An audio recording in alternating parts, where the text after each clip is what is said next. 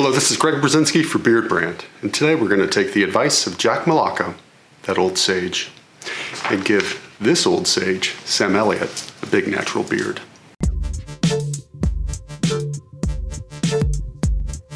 So let's get started. I actually switched the photograph of Sam to another one taken in the evening. This is recently from the Stars Born premiere. And I will just like the angle a little bit better. And as I said before, we'll give him a full beard, and that's because of what Jack Milocco said in his How These Actors Can Improve Their Beards. And he used Sam Elliott as one of his case studies. And of course, Sam Elliott in the photograph only has this epic mustache. So now Jack said he needed to grow a beard to improve his beard game, and of course he does. And of the actors that he had on his list, I actually think that Sam Elliott would probably actually sport the best beard by far of any of the guys on the 5 list. And we'll see, you can see that link down below here. And the reason is, if you take a look at this picture, Sam Elliott can grow a pretty awesome beard, growing hair completely up to his eyeballs almost. And so I think he could actually grow a pretty big beard. I've talked about it briefly before. One of the benefits of an older gentleman growing a beard is that as you age, your jaw can get weaker, as some of your other features appear to grow larger. For example, your ears, your nose, and the jaw weakens. He has a good jaw line. But you also see that down below, you can develop what is called a turkey waddle, or some loose skin around your neck, under your jaw. And growing a beard can actually camouflage that. There's several celebrities that I recommend growing a beard as they get older, and I actually think most guys who of a certain age can benefit from growing a beard. So what I've done is I've transferred the image onto this plain piece of cardboard with a number 2 lead pencil, and I'm just going to build up some washes based on the photograph of Sam Elliott giving him a big beard.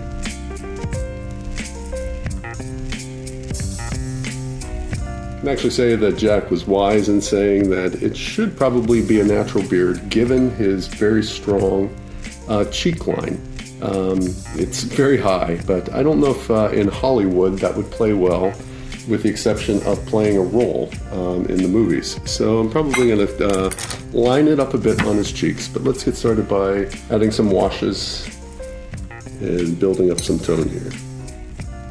One thing also on Sam Elliott is a very predominant eyebrow. Like me, but not even more so. Sam Elliott's eyebrows have remained pretty dark his entire life, and which is part of his overall look and his character. I'm sure he gets asked all the time, just like I do you dye your eyebrows?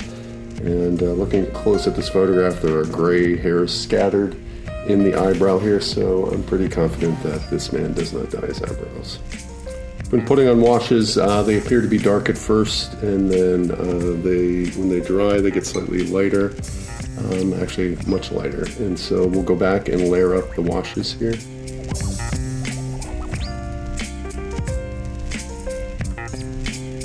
It's talking about man of a certain age growing facial hair. It's never a bad time to grow facial hair. Of course, we have a lot of young guys want beards. Seems that a lot of older guys probably have worn them on and off their entire lives, and it's not as novel maybe as for them as it would be for some of the other guys. A lot of guys grow a seasonal beard. I know a lot of middle-aged and older gentlemen who will grow a beard in the wintertime and shave it off come spring.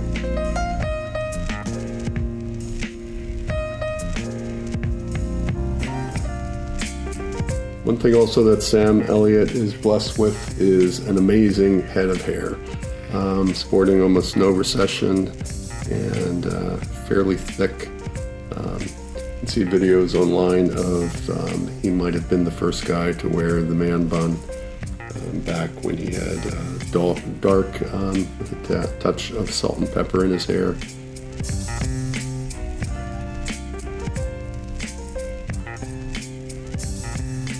can see how much already that this was dried. Looked pretty dark when I put it on, and I have to say that I have a little anxiety when I'm layering down the washes here because it looks dark even to me. Even when I know intellectually that it's going to lighten up, I still have a little apprehension about putting the color down too hard. This cardboard is very porous and really kind of not forgiving. If you put down incredibly dark colors, it's really hard to scrub them out. What you can do with a lot of watercolor, you can take water, reactivate the water, and remove some of the color with the aid of the paper towel that I've been using here. Once again, I'm not going to go down too far on the cheek line here. He does have predominant rosy cheeks here, so I think letting those show by lining up his beard a bit of it is probably the way that I would recommend for him. Here I'm actually using background color, putting this down a little light. A guy with pale skin, but also with white hair. I can use the silhouette against the background to define his ear and his hairline.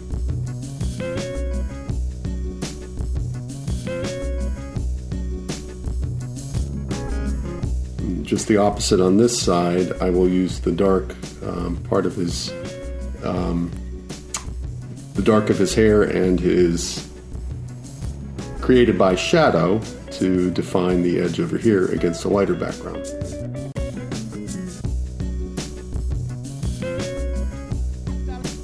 Never really looks like a lot when you start painting. You're thinking, hey, is this going to work?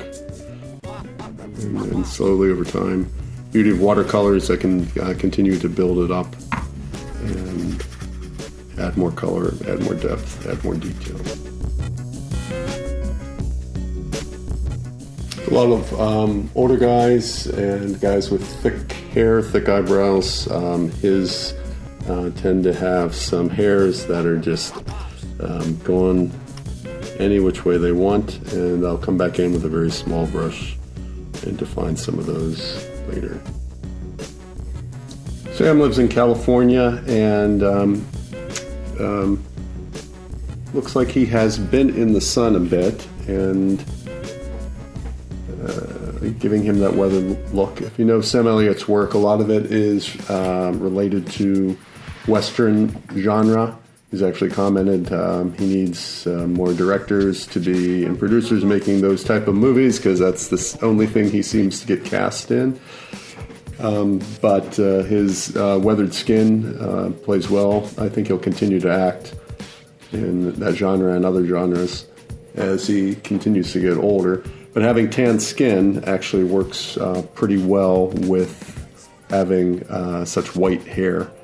You see that also with people who are African American or from African origin or Jamaican, having darker skin and a silver or white beard can be quite striking.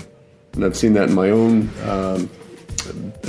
life here, that I feel that sometimes I'm losing the life out of my face because of the removing of the color of my hair, and everything seems to be this uniform color, and so it's often nice to get a little bit of sun, even though I try to stay out of the sun as much as possible.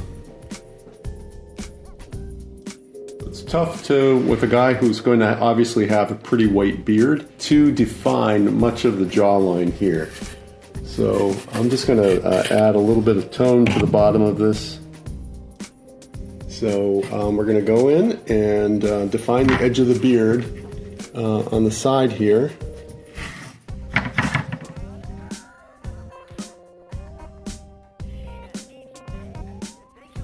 I actually think Mr. Elliott might look a tad younger. As I said before, when you minimize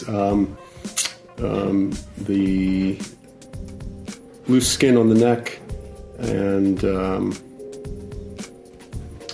give the illusion of a firmer, square jaw that the beard often does, I think it could take a few years off of his appearance.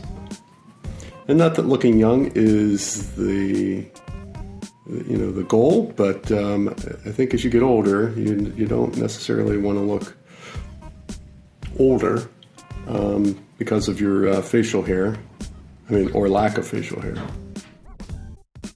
Okay, to finish this up, we're going to go in with a Prismacolor, which is just a white soft pencil. Nice thing about doing this in pencil, if I don't like it, I could always erase it. More of a tame beard, bigger than executive, but obviously bearded. And I think this would allow him to continue to work. A beard like this probably represents about 5 months worth of growth, about 2.5 inches on the chin. And so not a big struggle for a man with gifted facial hair to grow back if he were to shave for a particular role. Well, there we go. We have man Sam Elliott without beard, and we have him with beard. Which do you prefer? Comment below. Also, any recommendations on who you might like to see drawn next? A man who typically doesn't have a beard, I'll give him a beard.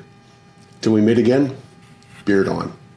Stop. Before you watch the next video, let me tell you, you are worth it. And what do I mean by that? I mean that you deserve to invest in yourself. You deserve to pamper yourself. You deserve to take care of your skin, your hair, your beard, and Beardbrand has your back with products, not just for your hair, your beard, and your skin, but also for your mind.